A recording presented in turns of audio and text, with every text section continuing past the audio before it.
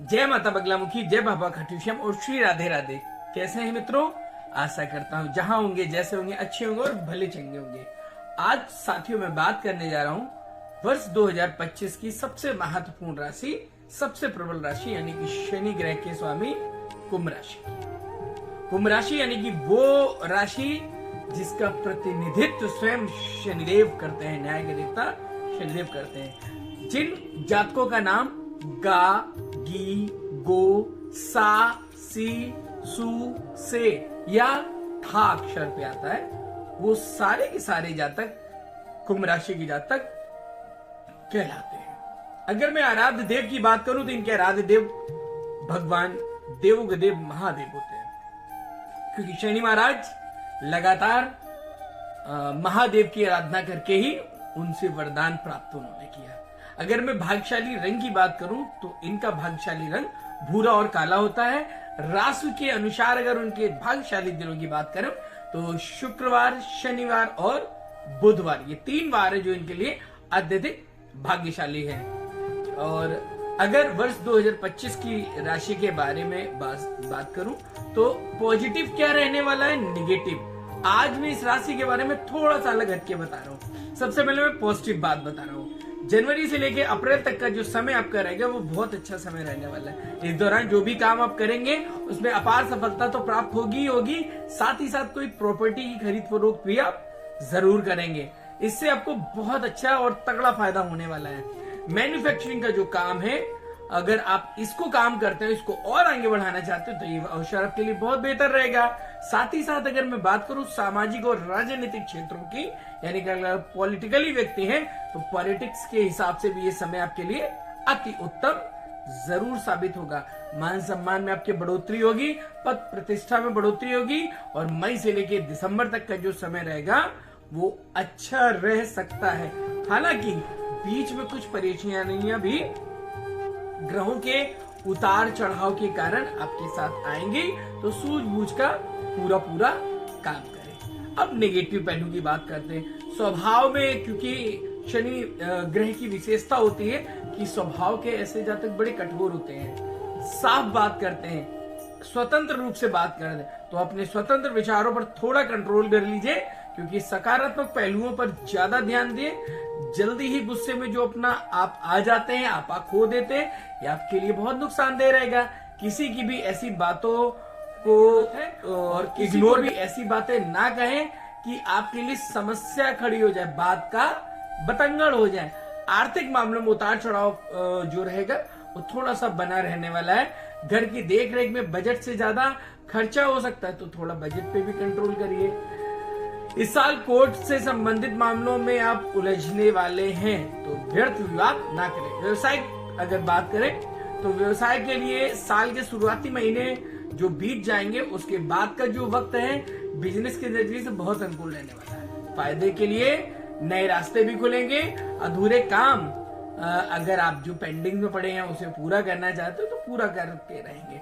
फायदे के नए नए रास्ते भी आपके साथ खुलने वाले हैं। और साथ ही साथ युवाओं में कैरियर को लेकर के आगे बढ़ने की जो ललक है उसमें आपको सफलता भी मिलेगी। अगर नौकरी की तलाश कर रहे हैं या बिजनेस शुरू करने की कोशिश में है तो उन्हें भी सफलता मिलेगी। कंपटीशन एग्जाम्स देने वाले एग्जाम्स को अगर आप देखते हैं तो उसमें सफलता मिलना तय है, यानी कि सरकारी नौकरी के लिए तैयार हो जाइए।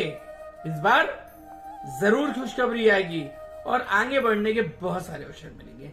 आई नौकरी के बाद बिजनेस के साथ दोनों की बातें कर ले तो नौकरी और बिजनेस में ज्यादा परेशानी नहीं होगी, आप ठीक से तरक्की करते रहेंगे। हालांकि अधिकारियों और साथियों का व्यवहार कई बार आपको दुविधा में डाल सकता है, लेकिन आपको धैर्य नहीं खोना चाहिए। लव लाइफ की बात करते हैं। लव लाइफ के बारे में अगर बात करें तो परिवार में, प्रेम में किसी के विवाह या खुद की शादी करवानी हो तो सफलता जरूर मिलेगी, यानी कि रिश्ते की बात आगे बढ़ाइए। अगर कई वर्षों से आपका रिश्ता नहीं हो पा रहा तो इस बार आप जरूर खुशखबरी सुनाएंगे। परिवार का जो माहौल होगा उसमें बहुत सारे लोग इकट्ठे होंगे, परिवार के सभी लोग इकट्ठे होंगे और खुशहाल माहौल होगा, क्योंकि शनिदेव का प्रवेश हो रहा है, जिसके प्रभाव के कारण परिवार में एक सुखमय माहौल जरूर रहने वाला है। साथ ही साथ थोड़ी सी अशांति, कुछ लोगों के, बाहरी लोगों के प्रभाव में आपको दुविधा की स्थिति में डाल सकता है। इंसान की सलाह पे ही काम करें, ऐसे ही व्यर्थ में किसी के बारे में तिल का ताड़ या रस्सी का सांप न बना ले। कहने का तात्पर्य है कि कान के कच्चे मत बनिएगे। क्यों? क्योंकि ये वर्ष आपका वाकई बहुत अच्छा है, बस थोड़ी सी चीजों को हमें ध्यान रखना है। अब बात करते हैं स्वास्थ्य की, तो स्वास्थ्य के नजरिए से ये साल सामान्य रहेगा, परंतु पेट से संबंधित दिक्कतें रहेंगी। साथ ही साथ आपको गले से थोड़ी सी एंजाइटी वगैरह रह सकती है। साथ ही साथ आपको एक बात और ध्यान रखनी है, कहीं से आपके सर पे और कान में बाएं तरफ चोट आने के पूरे योग हैं। तो अक्टूबर, नवंबर, दिसंबर में विशेष सावधानी रखिएगा। अगर ऐसा करते हैं तो शनिदेव की पूर्ण कृपा, भगवान बृहस्पति देव की पूर्ण कृपा प्राप्त होगी और आपके जो भी निराशा है वो आशाओं में बदलेगी। अब बात करते हैं उपाय की। तो उपाय के लिए आपको करना है, ऐसा क्या करना है जिससे कि आपको रोजगार में सफलता मिले, आपको व्यवसाय में सफलता मिले, आपको कारोबार में सफलता मिले और आपके हर काम में जो बाधा आ रही है वो सफलता पूर्ण हो जाए। तो पहला तो नंबर 1 उपाय लिख लीजिए कि 5 आटे के दिए 5 प्रकार के अनाजों को मिला करके बनाएंगे और प्रत्येक शनिवार शनिदेव मंदिर में सरसों का तेल भर के चौमुखी करके बाती लगा के काले तिल और साबुत उड़द डाल करके जला देंगे। तो 5 दिए शनि महाराज को समर्पित करने हैं। दूसरा, काले कुत्ते को आपको थोड़ा सा मीठा दही अवश्य खिलाना है। इससे क्या होगा? इससे ये होगा कि आपकी कुंडली में आ रहे व्यवधान समाप्त होंगे। एक और काम मित्रों, आपको कौओं के लिए प्रत्येक शनिवार और प्रत्येक गुरुवार कुछ अपनी थाली का अंश लेना है और जाके छत पे पक्षियों को डाल देना है। ऐसा करने से आपके जो पूर्वज हैं वो भी प्रसन्न होंगे। साथ ही साथ इस पूरे वर्ष कुंभ राशि के जातक को ध्यान से सुन लीजिए।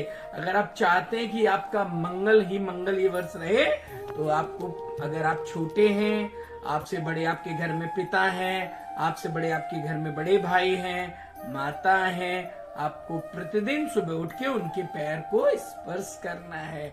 कहाँ पे? अंगूठे को, पैर के अंगूठे को। अगर आशीर्वाद लेते हैं तो आपका अमंगल दूर होगा और मंगल ही मंगल होगा। फिर मिलेंगे अन्य राशियों की जानकारी के साथ। मैं बहुत सारी शुभकामनाएं आप सभी को देता हूं नव वर्ष की। जानकारी कैसी लगी और अनुभव क्या रहा, चैनल को लाइक जरूर करिएगा, सब्सक्राइब करिएगा और कमेंट जरूर करिएगा। फिर मिलेंगे ज्योतिष विज्ञान की अद्भुत दुनिया में। मैं आपका आचार्य अमित मोहन पद्मावत बहुत बहुत स्वागत करता हूँ। श्री राधे।